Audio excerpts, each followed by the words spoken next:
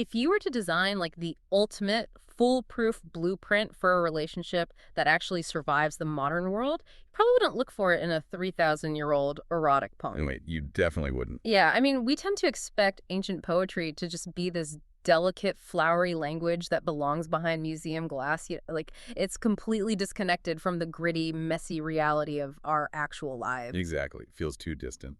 But today, we are shattering that glass. Welcome to today's deep dive, everyone. We are looking at a text from antiquity, specifically chapter 8 of the Song of Solomon, alongside a really fascinating modern analytical breakdown of its applications. And this is such an important text to dig into. It really is, because our mission here isn't just to read pretty verses.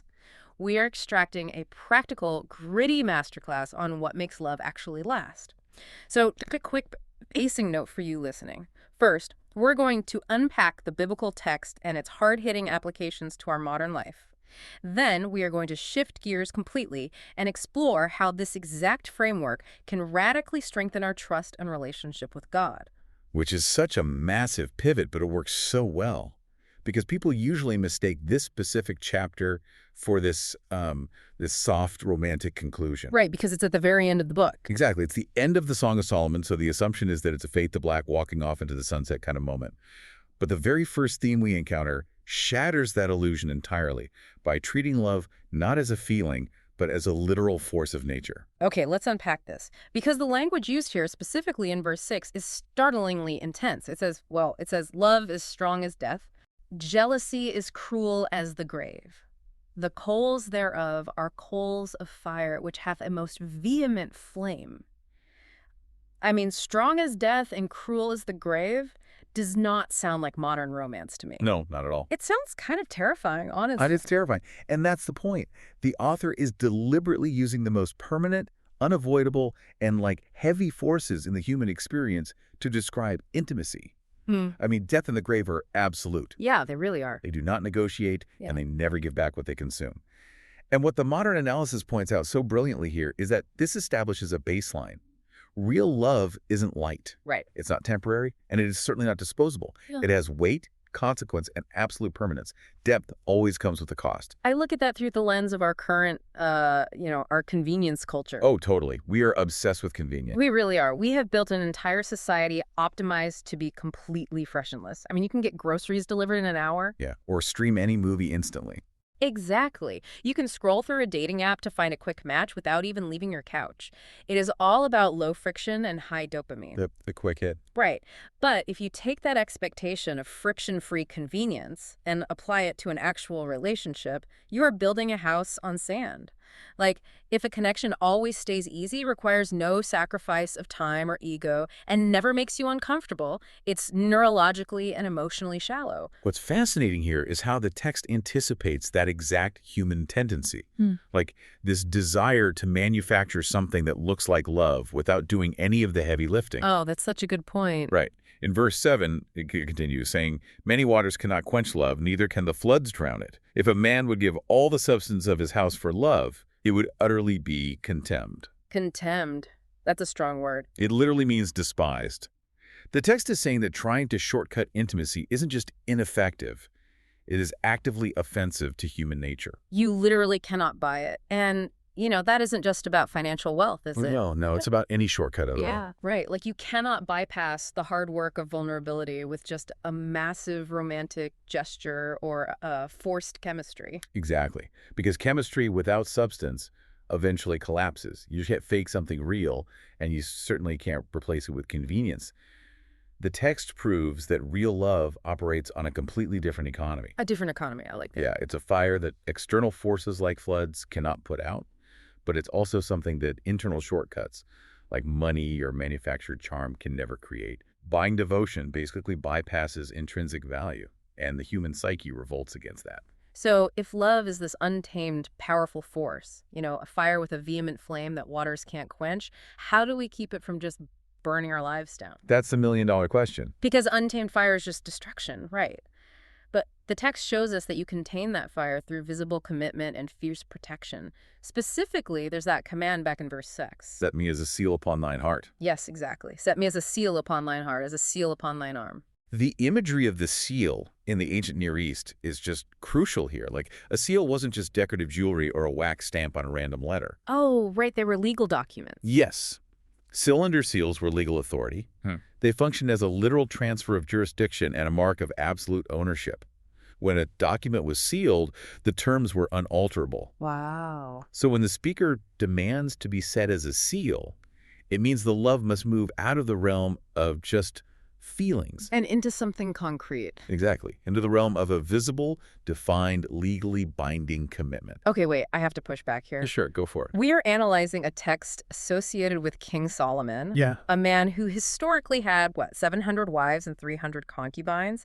That is the literal opposite of a healthy singular boundary or a seal of exclusive commitment. Like, how can we possibly take this metaphor seriously, given the author's track record? That contrast is exactly what makes the text so subversive. Subversive, how so? Well, whether Solomon wrote it as a reflection of his one true romance, or whether it was written as a critique of his lifestyle entirely, the speaker in the poem is explicitly rejecting the harem model. Oh, I see. The speaker is demanding singular, unshared devotion.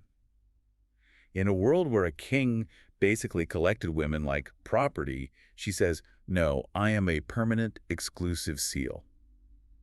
It is a massive disruption of the transactional relationships of that era. That is wild to think about in historical context. It really is. And it speaks directly to our modern problem, too.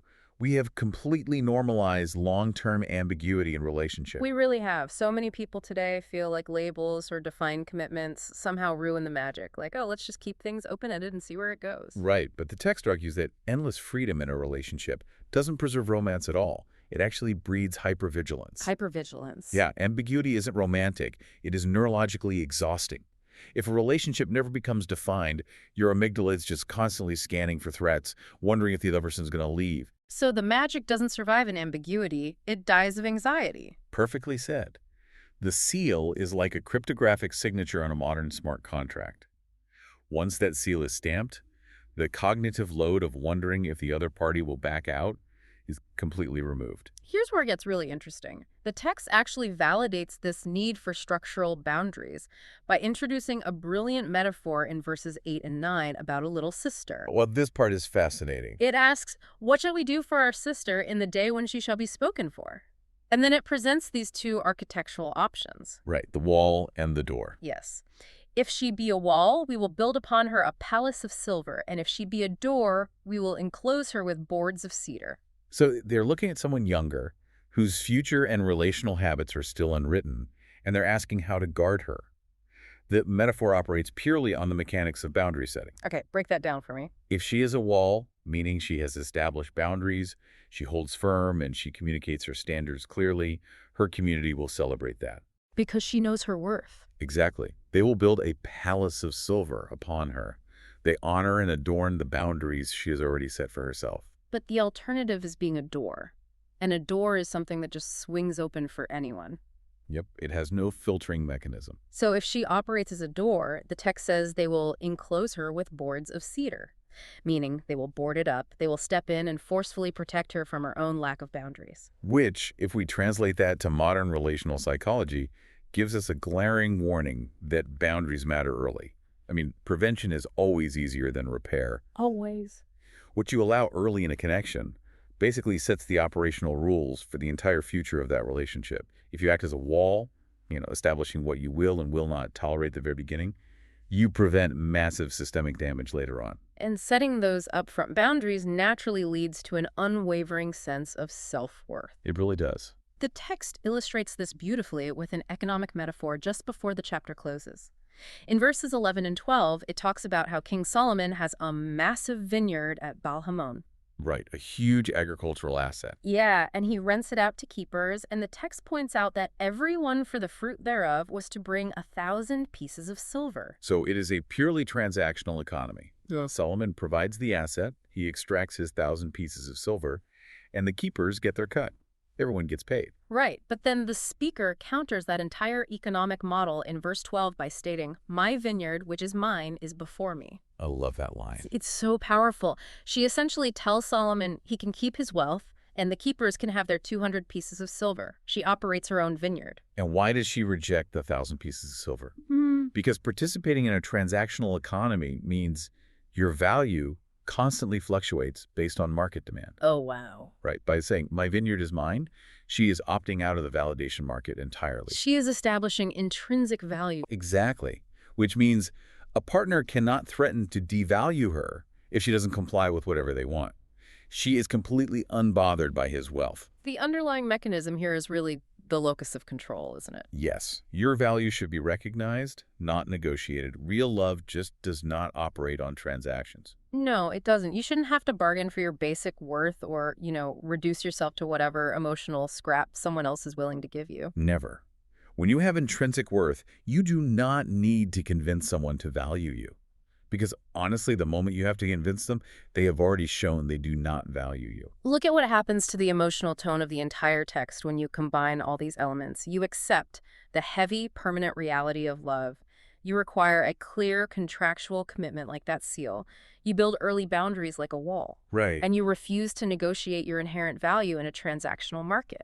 Because of all that, the speaker says in verse 10, I am a wall and my breasts like towers. Then was I in his eyes as one that found favor. Favor and peace. The chapter essentially concludes on a note of deep, profound peace. Which is the goal, isn't it? It is the ultimate goal. The modern application for human relationships is perfectly clear here. Love matures into peace, not chaos. But we get that so mixed up today. We do. We frequently confuse emotional drama with passion. Like the adrenaline of the chase or the constant anxiety of a toxic cycle. That is not deep love. That is nervous system dysregulation. Wow. Yes. The text provides a literal metric for healthy attachment.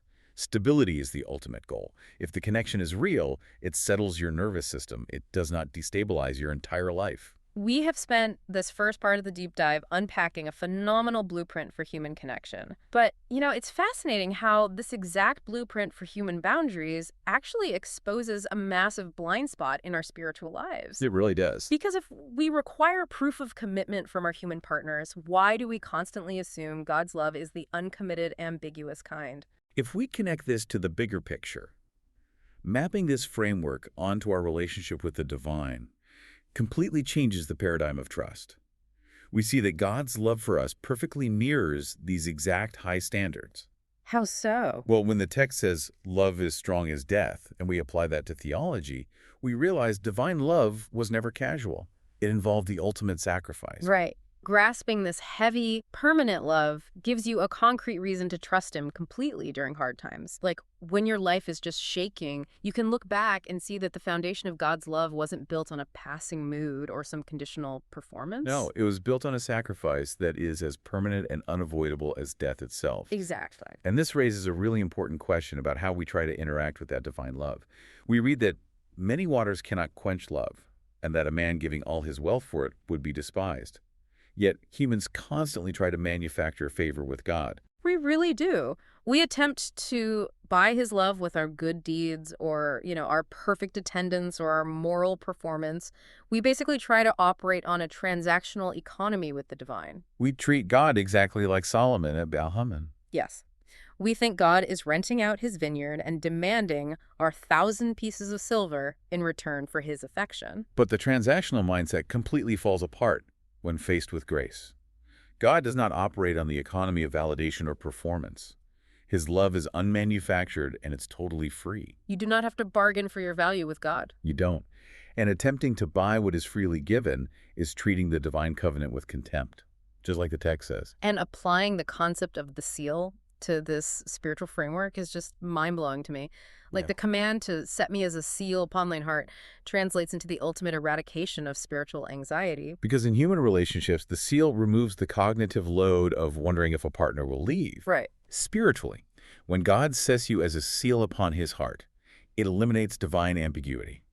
God is not keeping you in an undefined relationship. He's not keeping you guessing. No. He is not waiting to see if you mess up enough to be evicted from his presence. Right. A seal is a mark of permanent ownership and executed jurisdiction. He has claimed you permanently. But so many people walk around terrified that God is angry with them or that they have exhausted their chances and the relationship is just severed. Yeah, they project their own insecure, anxious attachment styles onto God. Exactly. But if you are sealed on his heart, the ambiguity is gone. The contract is executed. The relationship is permanently locked in. Which brings us to the ultimate parallel here. Just as a healthy human relationship matures out of drama and into stability, a mature relationship with God should settle your nervous system. Like the speaker who became as one that found favor. Exactly. Trusting God means moving away from emotional chaos and anchoring into deep, unwavering stability. Yeah. If your spiritual walk is characterized by constant turbulence, like Mm. if you are always terrified of sudden judgment, constantly questioning your worth, or feeling like you just have to perform to maintain his love, then you haven't fully realized the nature of the love being offered. It is a love explicitly designed to bring you profound peace. So what does this all mean for us today? We started by looking at chapter 8 of the Song of Solomon as a potential blueprint, and it has absolutely delivered a defining test of what makes love strong enough to last. It really has. Whether you are applying this to the boundaries in your human relationships or using it to radically shift your spiritual walk with God, the mechanisms are exactly the same. Real love requires the weight of sacrifice. It requires the visible, unalterable commitment of a seal. It demands that your value is recognized intrinsically, not negotiated in some marketplace. And ultimately, when those boundaries and commitments are firmly in place, the result is the end of anxiety and the arrival of deep peace. This ancient text is really asking us to audit our own relational architecture. We have to look at our lives and ask, what kind of love have we been building? Are we building a love of convenience that just washes away at the first sign of friction? Or are we building a love that can actually withstand the floods? That is such a powerful thought.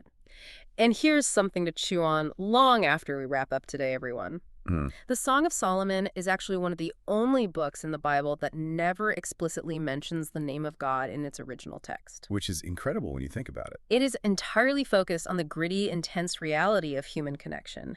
And yet for 3,000 years, scholars and theologians have used it as the ultimate map for divine love. It really leaves us wondering, maybe the deepest truths about the divine aren't found in abstract religious dogma, but in the everyday reality of how we choose to fiercely love and protect each other. Absolutely. So how will you apply this information in your life?